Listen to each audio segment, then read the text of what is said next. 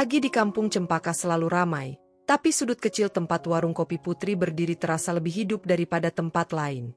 Putri, janda 43 tahun yang tampil rapi dengan baju sederhana tapi pas di badan, sudah sibuk sejak jam 6. Ia mengadu kopi sambil menyapa pelanggan tetap dengan nada santai. "Bu Putri, kopinya yang biasa ya," kata Pak Karsa, bapak-bapak tetangga yang hampir tiap pagi nongkrong. Putri tersenyum. "Iya, Pak. Biar melek seharian." Warung kecil itu hangat, sederhana, tapi selalu ramai. Ada aroma kopi, suara gelas, dan obrolan ringan. Putri bekerja cepat, tapi tetap ramah. Kadang ia bercanda, kadang ia hanya tersenyum sambil mengelap meja. Di luar, beberapa tetangga kadang memandangnya dari jauh. Ada yang bercakap dengan nada yang bikin suasana aneh. "Itu si Putri tuh, bajunya ketat banget. Pantes suami-suami betah di situ," bisik dua ibu-ibu sambil melirik. Putri dengar, tapi ia pura-pura fokus ke kompor. Ia sudah sering dapat bisik-bisik begitu. Capek, tapi ia tahan. Dia nggak mau ribut. Baginya, kerjaan lebih penting daripada komentar orang yang bahkan nggak tahu capeknya hidup sendiri. Siang mendekati jam 2, warung mulai sepi. Putri duduk sambil merapikan rambutnya. Ia mengambil napas panjang. Baru mau istirahat, seorang laki-laki muncul di depan warung. Namanya Ardan, pria 45 tahun, duda, sopan, dan sering mampir kalau lewat kampung. Ia baru pindah sementara ke rumah pamannya yang tak jauh dari warung Putri. Posturnya tinggi, bajunya rapi tapi santai. "Bu Putri masih buka?" Ardan bertanya sambil tersenyum. "Mangga, masih. Mau pesan apa?" Putri menjawab tapi terdengar sedikit canggung. Kehadiran Ardan selalu bikin hatinya agak enggak stabil. "Kopi hitam aja. Sama roti bakar," katanya. Putri membuatkan pesanan itu. Saat menghidangkannya, tangan Ardan tanpa sengaja menyentuh tangan Putri. Keduanya sama-sama kaget kecil. "Wah, maaf, Bu," kata Ardan sambil menarik tangannya pelan. "Enggak apa-apa," jawab Putri, cepat tapi masih sopan. Mereka ngobrol ringan. Tentang cuaca, tentang ramai tidaknya warung hari ini, tentang rencana Ardan yang mau cari pekerjaan tetap di kota dekat kampung. Obrolan mereka nggak berat, tapi terasa nyaman. Ada sesuatu yang bikin Putri merasa dihargai sebagai manusia, bukan sekadar gosipan tetangga. Tiba-tiba angin sore bertiup agak kencang, membuat beberapa kertas di meja terbang. Ardan berdiri refleks dan membantu membereskan. Ketika mereka jongkok bareng buat ambil nota yang jatuh, wajah mereka hampir berdekatan. Putri langsung berdiri cepat, pipinya memanas. Ardan tersenyum kecil. "Tenang aja, Bu. Saya cuma bantu." Putri membalas senyum itu, meski gugup. "Makasih ya, Pak Ardan. Beneran ngebantu."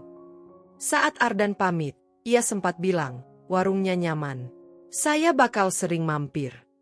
Setelah ia pergi, Putri duduk dan memegang dadanya pelan. "Aduh, ini kenapa malah deg-degan begini?" gumamnya. Hari itu ditutup dengan senyum kecil, yang sudah lama nggak muncul di wajah Putri. Warungnya memang sederhana, hidupnya kadang penuh omongan orang, tapi untuk pertama kalinya dalam waktu lama, Putri merasa hari esok mungkin akan beda.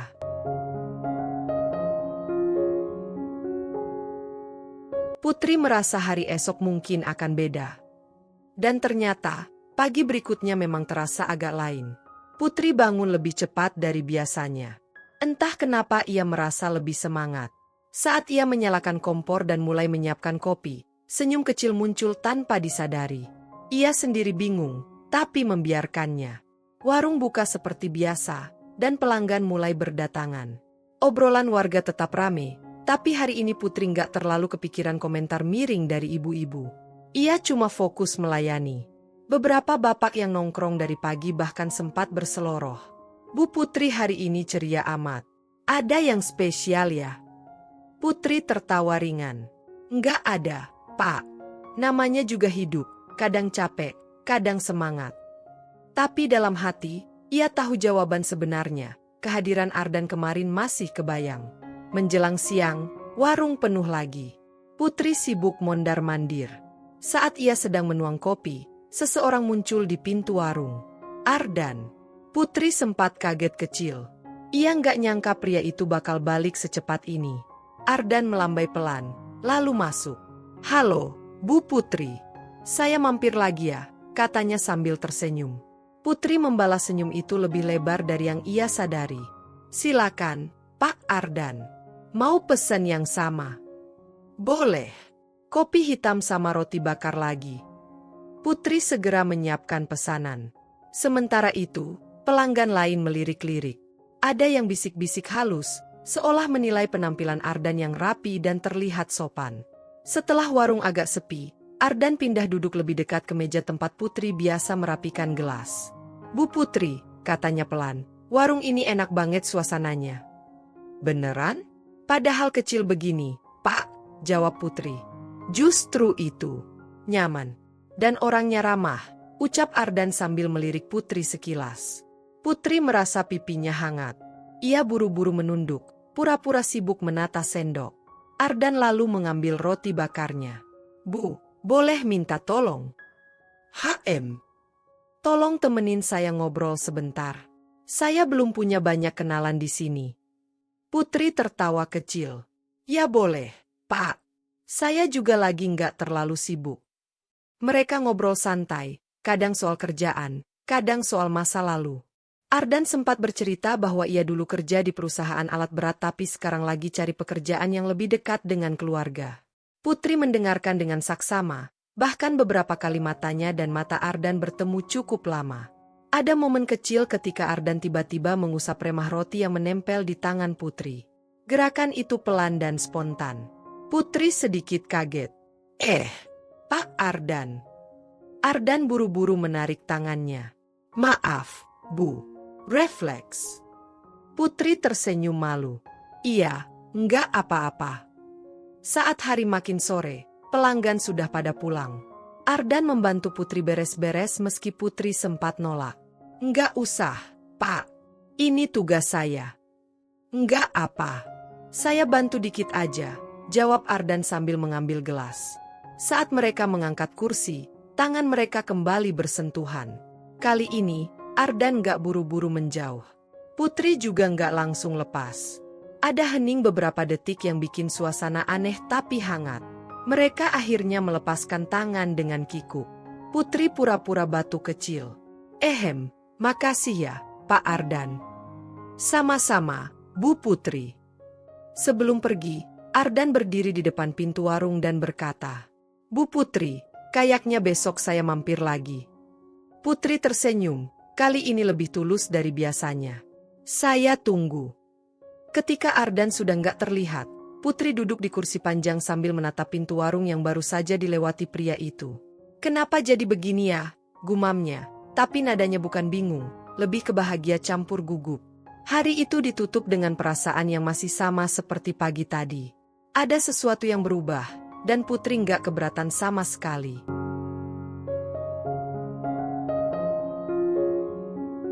Putri nggak keberatan sama sekali. Dan pagi itu, perasaan itu masih sama. Bahkan lebih kuat. Putri datang ke warung lebih awal dari biasanya. Ia mengepel lantai, merapikan meja, bahkan mengganti taplak yang sudah lama ingin ia ganti. Semua serba mendadak rajin. Sambil bekerja, ia sesekali tersenyum sendiri. "Haduh, Put, jangan norak. Biasa aja," katanya ke diri sendiri. Tapi tetap saja senyum itu muncul. Jam 8 lewat sedikit, warung mulai diisi pelanggan tetap. Obrolan bapak-bapak mengalir seperti biasa. Putri melayani mereka dengan mood bagus, dan itu langsung ketara. "Bu Putri makin ceria nih," kata salah satu pelanggan. Putri cuma menjawab dengan tawa tipis. Namanya juga baru tidur cukup, Pak. Padahal penyebabnya jelas bukan tidur. Sekitar jam 9, suara motor berhenti di depan warung. Putri langsung menoleh tanpa sadar. Dan benar, Ardan turun dari motor dengan gaya santai.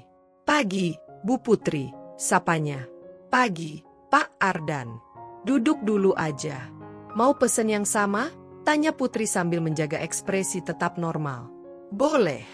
Tapi kalau boleh, ditemenin ngobrol lagi." Putri nyaris salah menaruh sendok karena gugup.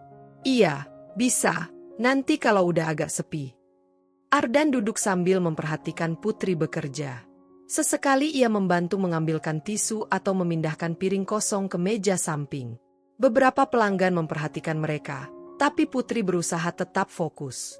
Setelah warung agak lengang, Ardan memanggil pelan. "Bu Putri, sini dulu sebentar." Putri duduk di bangku seberangnya. "Ada apa, Pak?" Ardan terlihat ragu sejenak sebelum akhirnya bicara. "Saya betah kalau kesini. Kayaknya karena Bu Putri orangnya hangat." Putri langsung terdiam. "Wah, Pak Ardan, jangan gitu ah. Saya biasa aja." "Beneran?" ucap Ardan sambil menatapnya tanpa bercanda. Putri menunduk, tapi ia tidak bisa menahan senyum. "Ya, terima kasih." Mereka berbicara tentang hal-hal ringan, makanan favorit, hobi, sampai pengalaman lucu masing-masing. Obrolannya ngalir banget, tanpa tekanan. Pada satu momen, Ardan mencondongkan tubuh sedikit, membuat jarak mereka makin dekat. Putri spontan menggeser duduknya pelan, tapi bukan karena risih, dia cuma gugup. Ardan tersenyum kecil. "Maaf, saya kadang lupa batas." "Enggak apa-apa," jawab Putri. Suaranya cepat tapi lembut. Saat sore tiba, Putri menutup warung lebih awal karena persediaan sudah habis. Ardan menawarkan bantuan seperti kemarin. "Boleh saya bantu angkat galon? Yang ini kayaknya berat," katanya. Putri mengangguk. Ardan mengangkat galon dengan mudah, lalu meletakkannya dekat meja. Saat Putri ingin memasang tutupnya, tangannya tergelincir sedikit.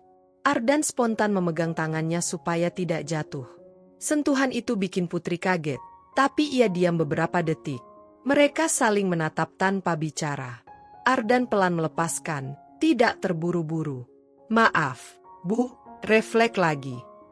Putri menghela napas malu sambil tersenyum tipis. Pak Ardan ini suka bikin jantung kerja lembur. Ardan tertawa kecil. "Kalau gitu, saya harus pelan-pelan." Setelah semuanya beres, Ardan berdiri di depan warung sambil memegang helm. "Bu Putri," katanya sebelum pergi, "saya senang bisa kenal Ibu." "Beneran?" Putri membalasnya dengan tatapan yang lebih lembut dari biasanya. "Saya juga, Pak Ardan. Makasih sudah sering mampir." Ardan mengangguk, lalu menaiki motornya. "Besok, saya datang lagi ya." Putri tidak bisa menahan senyum. "Saya tunggu." Saat Ardan pergi, Putri menutup pintu warung sambil menggenggam dada. Rasanya hangat, tenang, nyaman. Seolah hidupnya yang lama penuh tekanan kini berubah jadi lebih ringan. Tanpa ia sadari, perubahan kecil itu pelan-pelan menariknya ke arah hidup baru yang belum pernah ia bayangkan.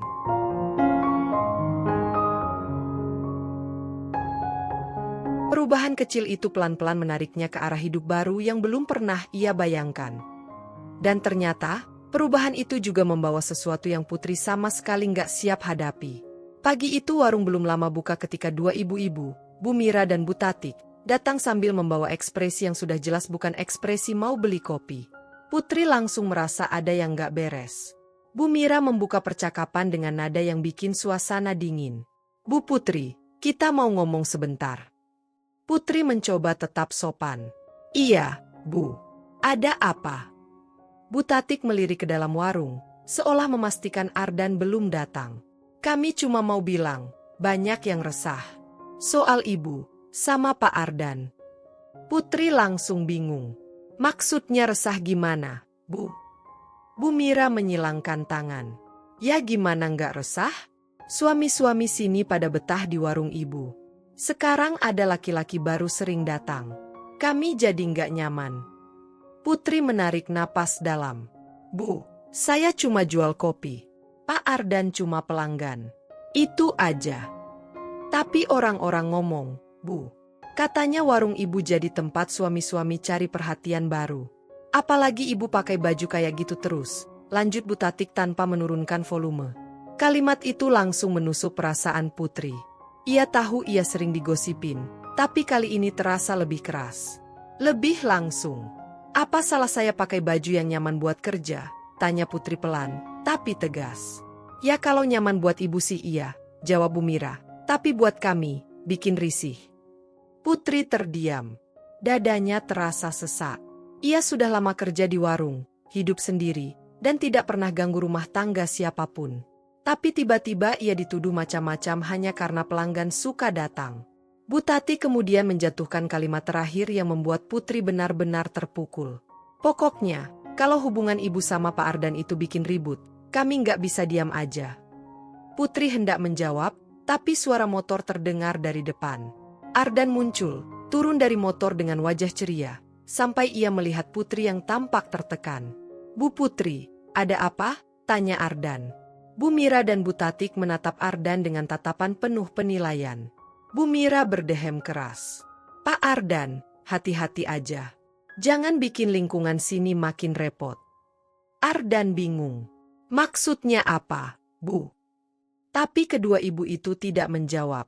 Mereka langsung pergi sambil bergumam. Putri berdiri kaku, tidak bicara apa-apa. Ardan mendekat.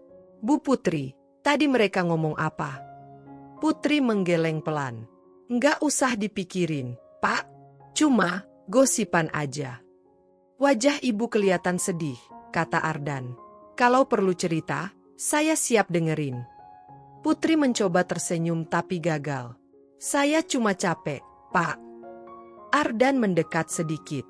"Saya nggak suka lihat ibu kayak gini." Putri refleks menunduk.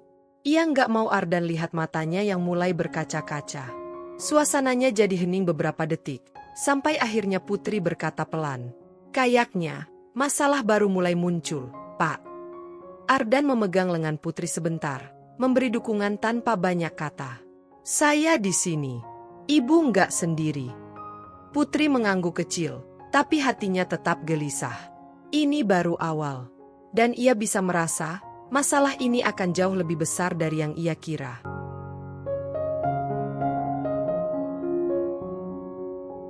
Masalah ini akan jauh lebih besar dari yang ia kira. Dan ternyata benar.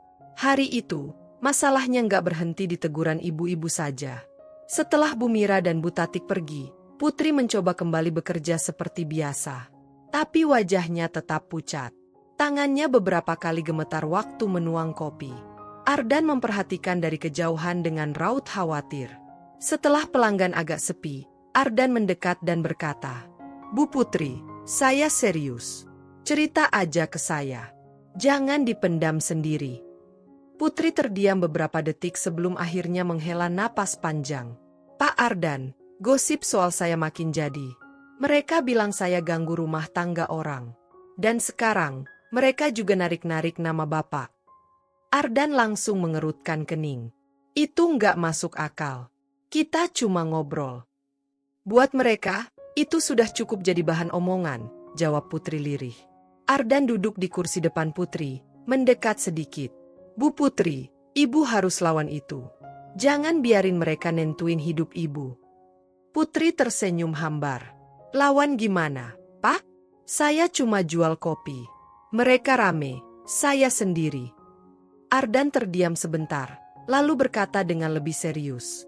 "Ibu harus punya tujuan. Sesuatu yang bikin ibu berdiri lebih kuat.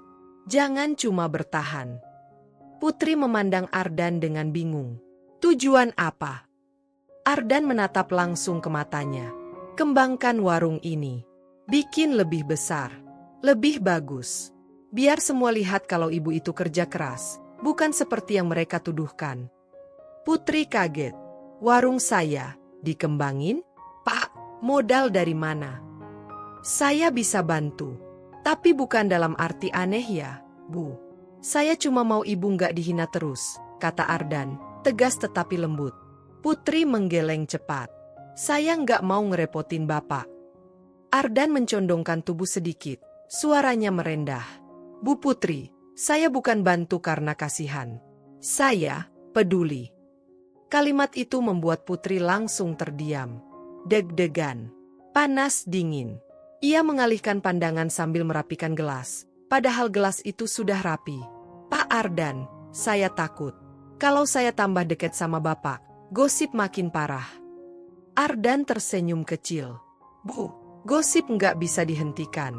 Tapi masa depan bisa dibentuk." Putri tercengang diam. Nada Ardan dewasa banget. Menenangkan. Akhirnya Putri berkata pelan. Kalau saya setuju mengembangkan warung, Bapak yakin ini langkah yang tepat? Sangat yakin, jawab Ardan tanpa ragu sedikit pun. Mereka saling menatap beberapa detik. Suasananya hangat, tapi juga penuh ketegangan halus. Ardan kemudian meraih tangan Putri sebentar. Sebentar aja, memberi keberanian. Putri kaget, tapi tidak menarik tangannya. Hanya jantungnya saja yang merasa sibuk bekerja lembur.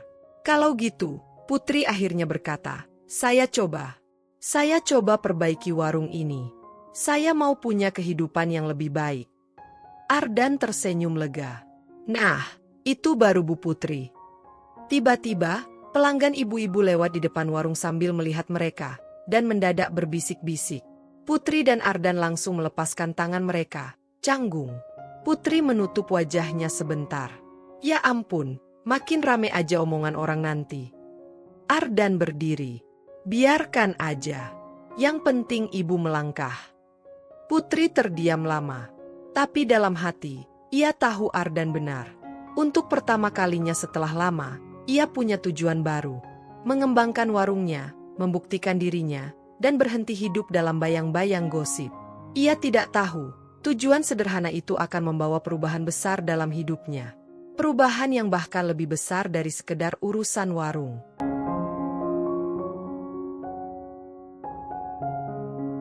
Perubahan yang bahkan lebih besar dari sekedar urusan warung. Dan ternyata, perubahan itu datang lebih cepat dari yang Putri bayangkan. 2 hari setelah Putri dan Ardan sepakat untuk mulai memperbaiki warung, seorang pria asing muncul di depan warung. Pakaiannya rapi, gaya kotanya jelas terlihat. Ia tampak memperhatikan warung Putri lama sekali, seperti sedang membandingkan sesuatu di pikirannya. Putri menghampiri dengan sopan. Selamat siang, Pak. Mau pesan kopi? Pria itu menatap Putri lama, sampai Putri merasa kikuk. Nama Anda? Putri? Tanyanya. Iya, Pak. Benar. Ada yang bisa saya bantu? Pria itu tersenyum kecil. Ada nada aneh di suaranya. Nama lengkap? Maaf kalau saya lancang. Putri langsung waspada. Maaf, Pak. Saya nggak biasa kasih data pribadi ke orang asing. Pria itu buru-buru mengangguk. Benar. Maaf. Saya sedang mencari seseorang. Putri menatapnya bingung. Seseorang? Iya.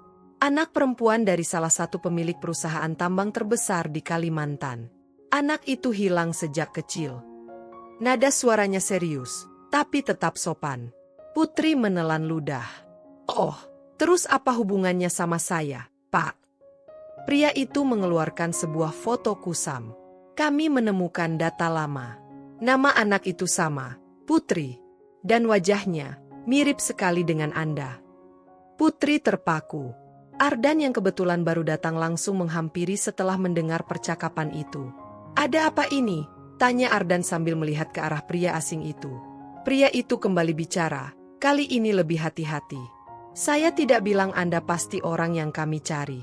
Tapi kami dapat info bahwa anak itu kemungkinan dibawa ke daerah Jawa beberapa puluh tahun lalu. Putri merinding. Tapi, saya cuma penjual kopi, Pak. Saya dibesarkan ibu saya di desa ini.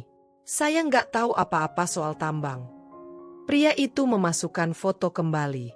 Saya tidak ingin menekan Anda. Saya cuma minta izin untuk melakukan pengecekan data. Tidak akan mengganggu Anda.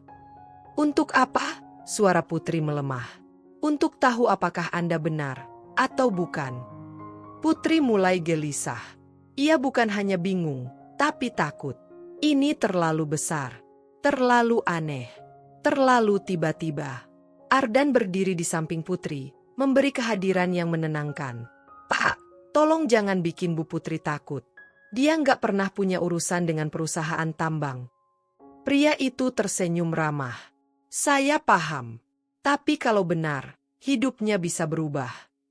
Dan kalimat itu justru membuat Putri makin pusing. Setelah pria itu pergi, Putri duduk di bangku panjang dengan wajah pucat. Ardan duduk di sebelahnya. Bu, ibu nggak apa-apa? Tanya Ardan, hati-hati. Putri menggeleng pelan. Pak Ardan, Kalau saya beneran anak dari orang super kaya, terus kenapa saya ditinggal? Kenapa saya hidup susah begini? Saya nggak tahu, jawab Ardan jujur. Tapi kita belum tahu apa-apa.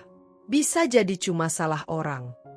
Putri menatap tangannya sendiri, gemetar tanpa bisa dikendalikan. Pak, saya takut. Takut ini cuma bikin hidup saya makin ribut. Ardan menatap Putri dalam-dalam, lalu memegang bagian punggung tangannya pelan. Tenang, apapun hasilnya, ibu nggak sendirian. Putri perlahan mengangkat wajah, dan untuk beberapa detik mereka saling menatap. Dekat, tenang, hangat. Tapi ketenangan itu buru-buru hilang ketika dua ibu-ibu lewat dan melihat mereka. Kita tinggal bentar aja, udah begitu, bisik Butatik lirih tapi jelas terdengar. Putri langsung menjauh dari Ardan, panik. Aduh, makin rame aja nanti gosipnya. Ardan menarik napas. Bu, ini bukan salah ibu. Tapi semua orang bakal ngomong. Semua, jawab Putri dengan wajah frustasi. Dan itulah titik di mana konflik kedua benar-benar muncul. Identitas Putri yang tiba-tiba dipertanyakan, gosip makin menjadi, dan hidupnya terasa makin gak stabil. Putri merasa dipojokkan dari dua arah. Dari warga, dan dari masa lalu yang tiba-tiba muncul tanpa permisi.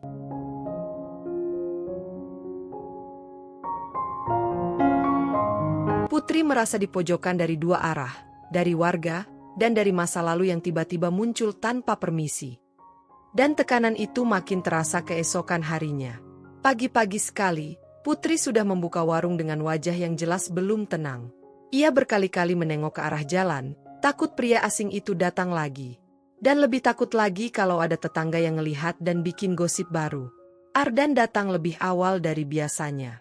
Begitu lihat wajah Putri, ia langsung tahu ada yang salah. Bu Putri, ibu belum tidur ya? Putri menghela napas. Saya kepikiran terus. Pak, kalau hal itu beneran, hidup saya bisa jungkir balik. Ardan duduk di bangku depan warung, mendekat sedikit. Bu, kita belum tahu apa-apa. Yang penting sekarang, ibu fokus dulu sama hidup ibu yang sekarang. Putri mengangguk, tapi wajahnya tetap muram. Saya mau jalani hidup tenang aja, Pak. Warung, pelanggan, ya gitu-gitu aja. Kenapa harus ada hal besar muncul kayak gini? Ardan memegang tangan Putri pelan. Kalaupun benar, itu bukan salah ibu. Putri sempat terpaku, lalu cepat-cepat menarik tangannya karena ada pelanggan masuk. Ada yang bisa saya bantu, Pak? Ucapnya dengan suara agak gemetar. Si pelanggan hanya pesan kopi, tapi matanya jelas melihat interaksi Putri dan Ardan tadi. Putri bisa merasakan tekanan itu. Tatapan itu. Setelah pelanggan pergi, Putri duduk di kursi sambil menunduk. Pak Ardan, saya nggak sanggup kalau gosip makin liar. Ardan merapat sedikit. Dengar ya, Bu, kalau ibu terus takut sama omongan orang, ibu nggak bakal gerak kemana-mana. Putri diam lama. Kata-kata Ardan benar, tapi tetap aja rasanya berat. Siang hari, pria asing itu kembali. Putri langsung tegang. Ardan yang masih ada di warung langsung berdiri. Pria itu berkata sopan, Bu Putri, saya mohon maaf mengganggu lagi. Saya sudah konfirmasi beberapa data. Ada kemungkinan besar Anda memang orang yang kami cari. Putri langsung pucat. Pak, saya belum siap dengar begitu. Apapun hasilnya, kami cuma ingin menyampaikan kebenaran. Tidak lebih, ucap pria itu. Ardan menarik napas panjang, menahan diri untuk tidak terlalu melindungi Putri secara emosional. Pak, bisa nggak prosesnya dilakukan tanpa bikin ibu tertekan begini? Pria itu mengangguk. Saya akan lakukan dengan sangat hati-hati. Tapi saya butuh izin Bu Putri untuk satu hal. Putri menelan ludah. Izin apa? Kami ingin bertemu ibu yang membesarkan Anda. Kalimat itu membuat Putri langsung menunduk. Dadanya terasa sesak. Ibu saya sudah tua, Pak. Saya takut dia kaget. Tidak perlu sekarang, jawab pria itu. Tapi setidaknya, tolong pikirkan. Ini penting. Setelah pria itu pergi, Putri duduk di lantai warung sambil memegang kepala. Ardan buru-buru jongkok di sampingnya. Bu, ibu nggak apa-apa. Nggak tahu, Pak. Saya makin bingung. Saya cuma mau hidup normal. Kenapa malah begini? Ardan menarik napas pelan. Ia ingin memeluk Putri, tapi menahan diri. Sebagai gantinya, ia memegang bahu Putri dengan lembut. Ibu harus kuat. Kita selesaikan ini pelan-pelan. Putri memejamkan mata, menahan emosi. Saya takut semua berubah, Pak. Takut warung ini hilang, hidup saya berubah, orang-orang makin ngegosip. Ardan berkata serius, kalaupun berubah, bukan berarti buruk. Dan saya bakal bantu ibu. Sampai selesai. Putri membuka mata, menatap Ardan lama. Wajahnya lelah, tapi juga terharu. Pak Ardan, makasih. Beneran. Ardan tersenyum kecil. Saya ada di sini, Bu. Jangan takut. Percakapan itu jadi titik penting.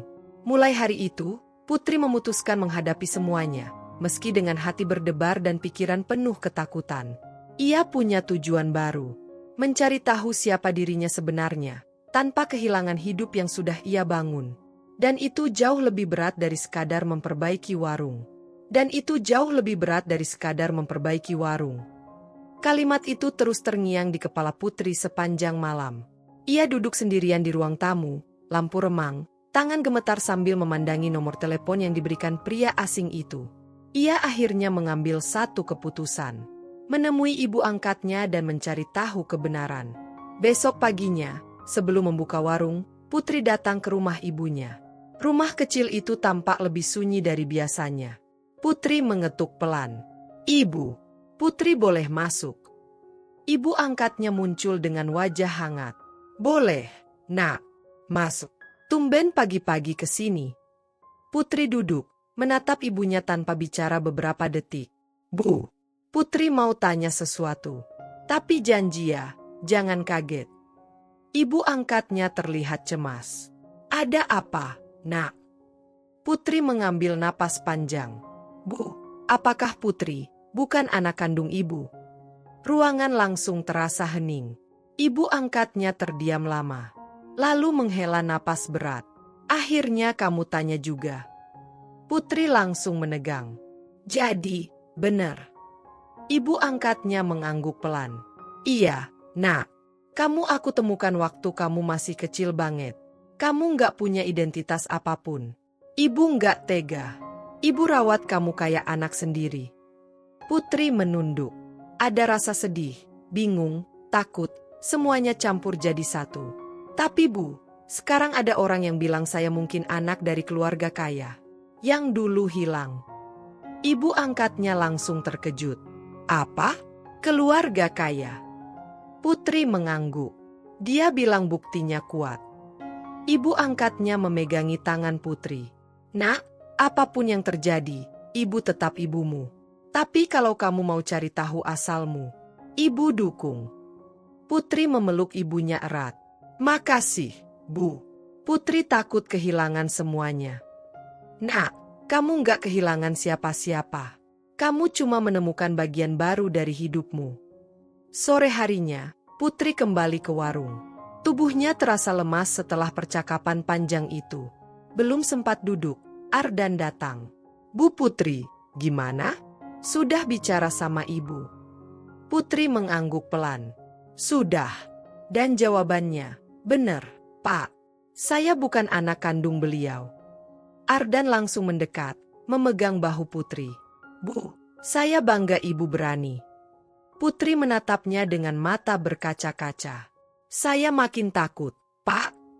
Ardan menghela napas pelan. Di titik ini, ibu tinggal tentukan langkah besar selanjutnya. Putri mengangguk. Saya mau cari tahu kebenaran. Tapi kalau saya benar-benar anak hilang yang mereka cari, hidup saya bakal berubah total.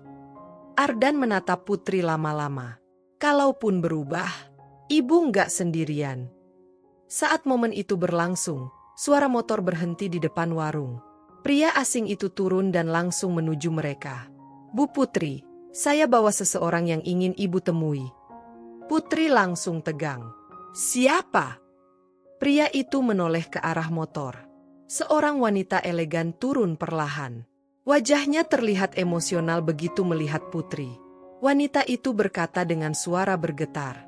Putri, kalau tidak keberatan, bolehkah aku melihat lebih dekat? Putri membeku. Tidak bisa bergerak. Ardan menoleh ke Putri, berbisik.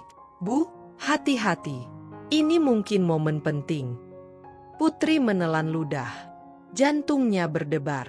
Tangannya dingin. Ia tidak tahu apakah ini awal dari jawaban, atau awal dari kekacauan yang lebih besar. Dan disinilah klimaks konflik awal dan konflik kedua mulai bertabrakan, tanpa waktu jeda untuk bernapas.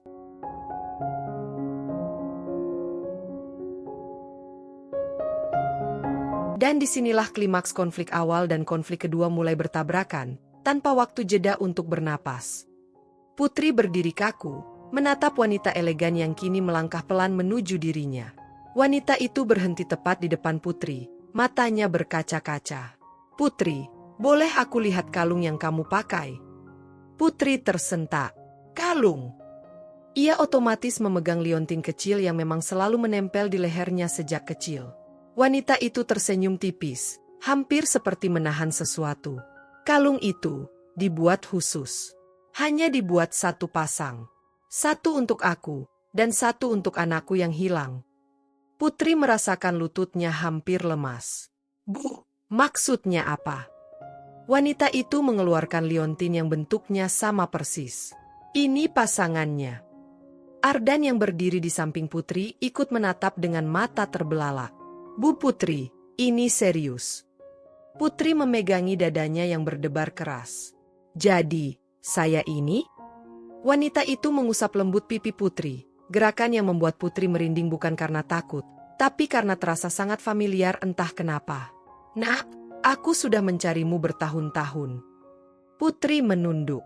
Tapi Bu, saya tinggal di kampung biasa. Saya dibesarkan ibu angkat. Saya cuma jualan kopi. Wanita itu tersenyum haru. Statusmu tidak pernah mengurangi siapa kamu sebenarnya. Putri ingin jawab, tapi suaranya hilang. Dadanya sesak, penuh emosi yang sulit dijelaskan. Tiba-tiba beberapa tetangga muncul di depan warung, melihat dari jauh. Mereka berbisik-bisik. Itu siapa? Kok nyamperin Putri kayak orang penting banget? Jangan-jangan bener gosip yang kemarin. Pantas aja makin cantik, ternyata darah orang kaya. Putri langsung grogi. Pak Ardan, saya nggak siap dilihat orang-orang begini. Ardan mendekat sedikit, menenangkan. Bu, fokus ke yang penting dulu. Mereka biarin aja. Wanita elegan itu lalu berkata lembut. Putri, aku tidak memaksa. Tapi kalau kamu mau, aku ingin kamu ikut ke kantor sebentar. Ada dokumen yang bisa menjelaskan semuanya. Putri menelan ludah. Ke kantor? Sekarang? Wanita itu mengangguk. Aku ingin kamu lihat sendiri dengan matamu. Ardan langsung berkata, saya ikut. Putri menatap Ardan. Pak, ini urusan saya. Nggak usah repot. Ardan balas menatap. Mantap. Bu, saya nggak mau ibu hadapi ini sendirian. Biar saya temani. Putri terdiam beberapa detik, lalu mengangguk pelan. Baik, tapi jangan jauh-jauh dari saya ya, Pak. Ardan tersenyum hangat. Nggak akan. Mereka bertiga menuju mobil. Putri duduk di kursi belakang, memegangi tangannya sendiri karena gugup. Ardan duduk di samping, sengaja mendekat agar Putri merasa aman. Tarik napas dulu, Bu, ucap Ardan sambil memegang tangan Putri sebentar. Putri mengangguk. Saya takut, kalau semua ini benar, hidup saya berubah total. Ardan menjawab pelan, kadang perubahan itu bukan musuh. Kita lihat dulu, ya. Mobil melaju menuju kantor perusahaan besar, bangunan tinggi yang belum pernah Putri bayangkan bakal ia datangi. Saat masuk lobi, semua pegawai menunduk sopan kepada wanita elegan itu. Selamat sore, Bu Direktur. Putri melongo. Direktur? Wanita itu menoleh sambil tersenyum. Iya, dan kalau benar kamu anakku, semua ini juga bagian dari kamu. Putri hampir kehilangan napas. Bu, ini terlalu besar buat saya. Wanita itu meraih tangan Putri. Makanya kita pastikan dulu semuanya. Mereka masuk ke sebuah ruangan besar. Di meja, sudah tertata rapi berkas-berkas lama, foto-foto bayi, dan dokumen pencarian anak yang hilang. Putri memandang semuanya dengan gemetar. Di momen itu, ia sadar, jawaban masa lalu benar-benar ada di depan matanya. Tapi bersamaan dengan itu, konflik baru sedang menunggu di balik pintu. Dan Putri belum siap. Namun ruangan itu, dengan semua dokumen yang tertata rapi, memaksa Putri untuk menghadapi apapun yang ada di depan. Wanita elegan itu duduk di hadapan Putri, lalu mendorong satu map tipis ke arahnya. "Putri, ini laporan pencarianmu sejak bertahun-tahun lalu. Kamu boleh lihat kapan saja." Putri membuka map itu dengan tangan bergetar. Ada foto-foto seorang bayi perempuan, nama lengkap, dan catatan kecil tentang saat bayi itu hilang. Ia menelan ludah. Ini saya." Wanita itu mengangguk pelan. "Ciri-cirinya sama, termasuk kalung yang kamu pakai." Sebelum Putri sempat merespons, seorang staf mengetuk pintu. "Bu Direktur, mohon maaf mengganggu. Media sudah ramai di luar. Mereka dengar soal identitas pewaris yang baru ditemukan." Putri langsung pucat. "Media? Kenapa bisa tahu?" Staf itu tampak kikuk. Sepertinya ada yang membocorkan. Wanita elegan itu berdiri dan wajahnya langsung tegang. "Siapapun itu, nanti saya urus. Untuk sekarang, pastikan tidak ada yang mendekati Putri." Putri menatap Ardan dengan wajah panik. "Pak, saya nggak kuat kalau semua orang tahu. Saya takut banget." Ardan langsung memegangi tangan Putri. "Saya di sini. Jangan panik dulu." Wanita elegan itu menatap Putri dengan lembut. "Nak, kalau kamu belum siap, kamu tidak perlu membuat pernyataan apapun. Tapi, kalau kamu tidak ambil langkah sekarang, media bakal bikin cerita sendiri." Putri benar-benar bingung. "Bu, saya cuma jualan kopi. Saya nggak ngerti dunia begini. Saya takut ngomong salah. Saya takut salah ambil keputusan." Wanita itu duduk kembali, mendekat. "Pilihanmu ada dua, Putri. Kamu bisa meminta waktu dan tidak muncul di publik dulu, atau kamu berdiri bersama aku, menjelaskan siapa kamu sebenarnya, dan mengakhiri semua spekulasi." Putri terdiam lama. Kepalanya penuh suara-suara. Tatapan tetangga, kehidupan warungnya, gosip yang makin liar, dan masa depan random yang tiba-tiba disodorkan di depannya. "Pak Ardan, saya harus gimana?" bisik Putri. Ardan menatap Putri dengan tenang. "Bu, apapun yang ibu pilih, pilih yang paling membuat ibu bisa tidur malam ini tanpa cemas." Putri menghela napas sangat panjang. "Tapi kalau saya bilang iya, hidup saya di kampung bakal berubah. Orang bakal ngelihat saya beda, ngomong apa aja sesuka mereka. Kalau ibu bilang tidak," Ardan menimpali pelan, "ibu bakal terus dikejar gosip dan ketidakpastian." Putri menutup wajahnya dengan tangan. "Ya Tuhan, rasanya kayak semua arah buntu." Wanita elegan itu berkata lembut, "Putri, kamu tidak harus memutuskan sekarang. Tapi jika kamu tidak ambil keputusan hari ini, media akan mengambil alih cerita hidupmu." Kalimat itu seperti pukulan telak, tidak kasar, tapi menghantam kenyataan yang pahit. Putri sadar satu hal. Dia hanya punya satu pilihan terakhir yang paling berat, menentukan dirinya akan tetap hidup sebagai putri si penjual kopi atau putri sang pewaris tambang yang hilang. Dua dunia, dua masa depan, dan keduanya menuntut jawaban. Putri menarik napas panjang, mencoba menenangkan diri. "Baik, saya akan pikirkan. Tapi saya butuh Ardan tetap di samping saya." Ardan tersenyum kecil, menenangkan. "Saya nggak akan kemana-mana." Dan di momen itu, Putri sadar, perjuangannya baru dimulai. Konflik awal, konflik kedua, dan kini konflik terbesar ketiga. Semuanya menuntut keputusan yang tidak bisa ia hindari lagi.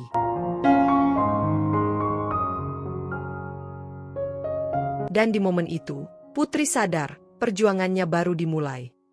Ia menghela napas panjang, mencoba menenangkan diri sambil memandang map yang sejak tadi belum ia tutup. Wanita elegan itu bangkit, memberikan ruang. "Putri, kamu boleh ambil waktu sebentar di ruang samping kalau mau. Keputusan apapun yang kamu buat hari ini, aku akan hormati." Putri mengangguk pelan. "Baik, Bu." Ardan berjalan mengikuti Putri ke ruang kecil yang lebih tenang. Begitu pintu tertutup, Putri langsung duduk di kursi dan memegangi dahinya. "Pak Ardan, saya takut salah pilih." Ardan duduk di sampingnya, tidak terlalu dekat tapi cukup untuk memberi rasa aman. "Bu, saya tahu ini berat, tapi saya percaya ibu bisa hadapi." Putri menatapnya. "Kalau saya salah langkah, hidup saya berubah selamanya, Pak." Ardan menjawab pelan, "Justru karena hidup ibu mau berubah, ibu harus yang pegang kendali, bukan orang lain." Putri menatap meja, diam lama, lalu berkata lirih, "Pak, kalau saya mengaku sebagai anak mereka, apa hidup di kampung masih bisa normal?" Ardan tersenyum kecil. "Bu, jujur aja, hidup ibu di kampung udah lama nggak normal. Orang-orang selalu ngebahas ibu. Tapi kali ini, ibu bisa buktiin kalau gosip selama ini nggak ada apa-apanya dibanding kebenaran yang ibu pegang." Putri tersenyum tipis. "Iya sih, tapi tetap aja deg-degan." Ardan mencondongkan badan sedikit. "Bu, lihat saya." Putri menatapnya. "Kalau ibu memutuskan untuk maju, saya ada di samping ibu. Nggak saya tinggal." Putri refleks menggenggam tangan Ardan. "Pak, makasih. Beneran." Ardan balik menggenggam ringan. "Sama-sama. Sekarang, ibu siap." Putri menarik napas dalam-dalam, lalu berdiri perlahan. "Siap atau enggak, saya harus jawab hari ini." Mereka kembali ke ruangan utama. Wanita elegan itu berdiri menunggu, matanya penuh harapan bercampur kecemasan. "Putri, sudah kamu pikirkan?" Putri menatapnya, lalu menatap berkas-berkas di meja. Lalu menatap Ardan sebentar, seakan memastikan ia tidak sendirian. Akhirnya, Putri berkata dengan suara yang lebih stabil dari sebelumnya. "Bu, saya setuju buat dites. Saya mau tahu kebenarannya." Wanita elegan itu langsung meneteskan air mata tipis sambil menutup mulutnya, jelas terharu. "Terima kasih, Nak, terima kasih." Pria staf yang sejak tadi menunggu di pojok langsung menyiapkan perlengkapan tes identitas. Tidak sakit, tidak rumit, sekadar tahap awal. Putri duduk dan mengikuti arahan, sementara Ardan berdiri di belakangnya, menjaga agar Putri tetap merasa aman. Setelah proses selesai, staf itu berkata, "Hasilnya keluar paling cepat 2 hari lagi." Putri mengangguk pelan. "Baik." Wanita elegan itu mendekat, memegang tangan Putri dengan lembut. "Apapun hasilnya, kamu tetap Putri. Yang penting kamu tetap jadi dirimu."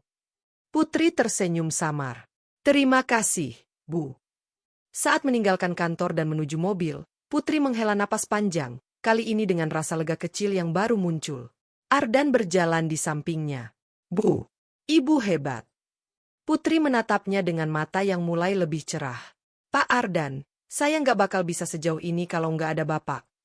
Ardan tersenyum. "Saya cuma menemani. Yang berjuang itu ibu." Putri tersipu sedikit, perasaan hangat muncul di dadanya. "Tetap aja, terima kasih." Dan untuk pertama kalinya sejak semuanya dimulai, Putri merasa sedikit lebih kuat, sedikit lebih percaya diri, dan sedikit lebih siap menghadapi perubahan besar yang mungkin datang. Karena kali ini, ia tidak berjalan sendirian. Karena kali ini, ia tidak berjalan sendirian. Kalimat itu terus terputar di kepala Putri sampai hari berikutnya. 2 hari terasa sangat panjang. Warung ia buka seperti biasa, tapi pikirannya melayang kemana-mana. Ardan datang hampir setiap hari, seakan memastikan Putri tidak merasa sendirian. "Bu, hari ini hasilnya keluar ya?" tanya Ardan saat duduk di bangku warung. Putri mengangguk, meneguk air putih dalam-dalam. "Iya, Pak." "Saya deg-degan." Sekujur badan rasanya nggak tenang. Ardan tersenyum lembut. "Normal itu, Bu. Tapi apapun hasilnya, hidup ibu tetap berharga." Putri menatapnya sejenak, tersenyum kecil. "Pak Ardan selalu bisa bikin saya tenang ya." Ardan tertawa tipis. "Usaha, Bu." Belum lama mereka ngobrol, mobil hitam wanita elegan itu berhenti di depan warung. Beberapa tetangga langsung melongok, pura-pura nyapu halaman padahal jelas kepo. Wanita itu turun, tersenyum hangat. "Putri, apa aku boleh duduk sebentar?" Putri langsung gugup. "Bu, hasilnya sudah keluar ya?" Wanita itu mengangguk pelan. "Sudah, tapi aku ingin membicarakannya berdua saja, kalau tidak keberatan."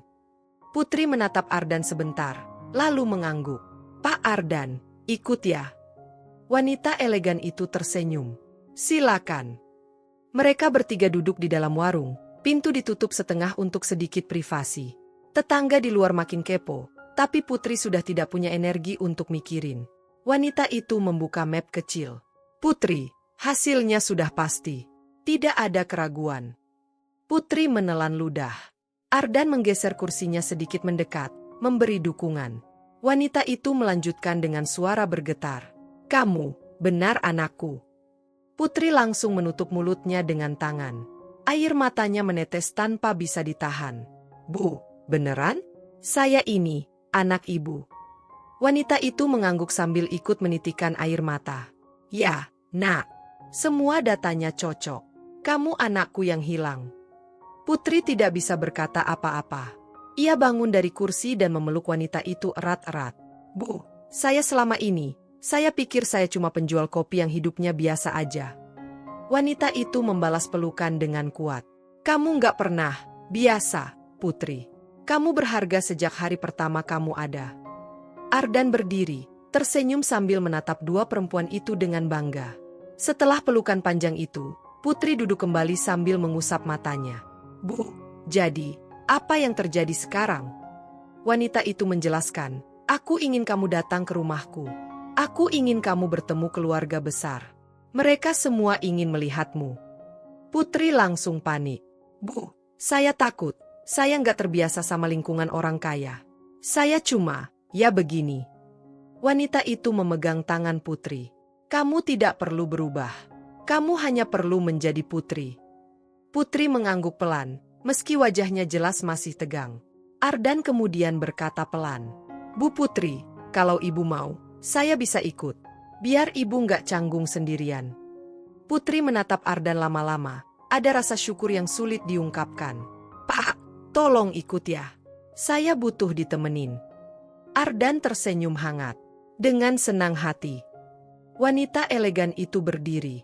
Kalau begitu, besok pagi aku jemput kalian berdua. Hari ini biarkan Putri istirahat.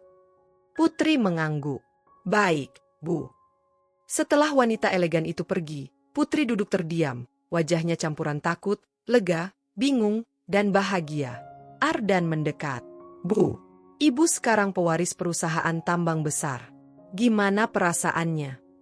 Putri tertawa sambil menangis. Campur aduk, Pak. Saya punya keluarga kandung, tapi saya takut kehilangan hidup yang sudah saya bangun. Ardan menyentuh pundaknya.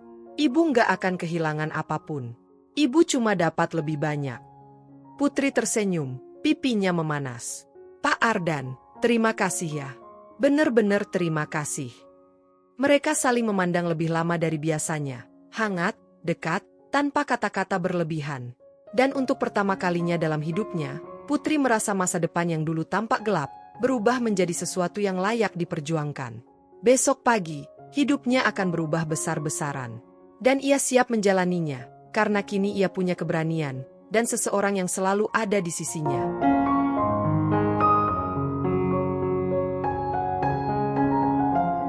Dan ia siap menjalaninya, karena kini ia punya keberanian, dan seseorang yang selalu ada di sisinya. Keesokan paginya, Putri bangun lebih awal dari biasanya. Ia duduk di pinggir ranjang sambil memandangi cermin kecil di kamarnya. Wajahnya terlihat lebih tenang, meski masih jelas gugup. Ini beneran terjadi, gumamnya.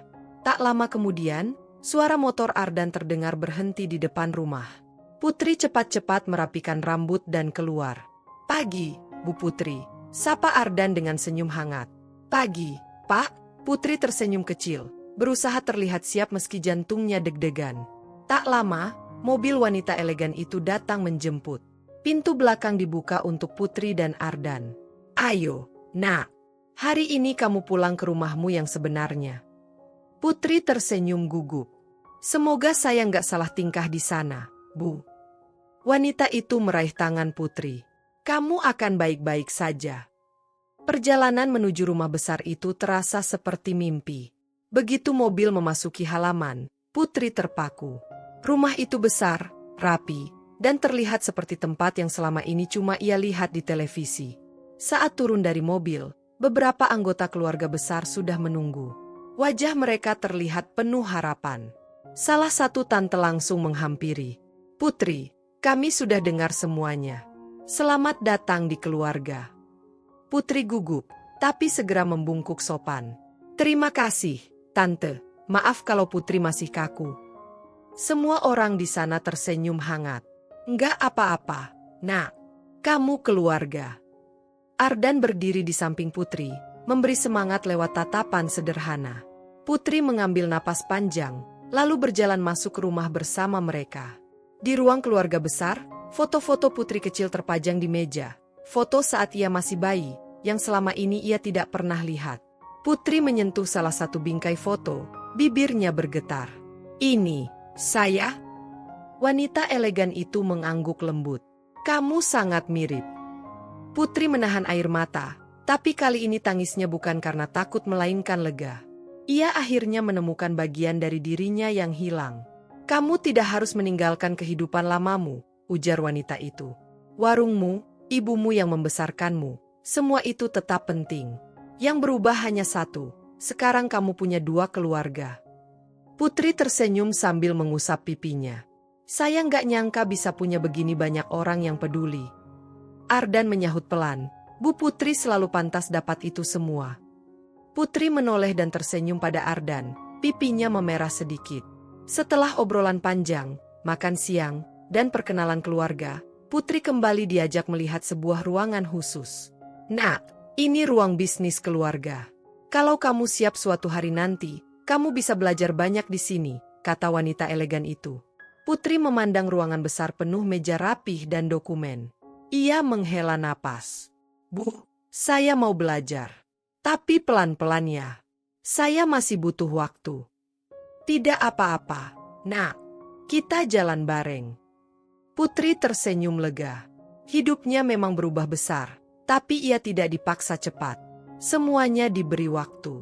Saat mereka keluar menuju halaman rumah, Ardan berjalan di samping Putri. "Bu, tadi ibu keren banget. Tenang, sopan, dan gak grogi sama sekali." Putri terkekeh kecil. "Pak Ardan aja yang bikin saya tenang." Ardan menggaruk kepala, malu-malu. "Ah, ibu bisa aja." Putri melirik Ardan, dan untuk beberapa detik, mereka saling menatap tanpa berkata apapun. Ada sesuatu yang terasa makin dekat, makin hangat. Di perjalanan pulang, Putri bersandar di kursi mobil sambil tersenyum kecil. "Akhirnya, saya punya tempat untuk pulang," ucapnya pelan. Wanita elegan itu membalas, "Dan setelah ini, kamu boleh bantu ibu memakmurkan wilayah kampungmu. Kamu bisa bantu banyak orang." Putri terpaku. "Beneran, Bu?" Wanita itu mengangguk. "Tentu. Kamu pewaris keluarga ini. Dan aku tahu kamu tipe orang yang selalu peduli." Putri tersenyum lebar. "Kalau begitu, saya siap, sedikit demi sedikit." Ardan menambahkan, "Kampung pasti bangga banget nanti, Bu." Putri menatap Ardan sambil berkata pelan, "Semoga saya bisa bikin semua orang berhenti merendahkan saya." Ardan membalas dengan tatapan hangat. "Bu, menurut saya, ibu sudah menang sejak lama. Sekarang cuma tinggal nunjukin aja." Putri menunduk tersipu. Hari itu menjadi awal dari langkah baru. Langkah yang akan membawanya menuju akhir bahagia.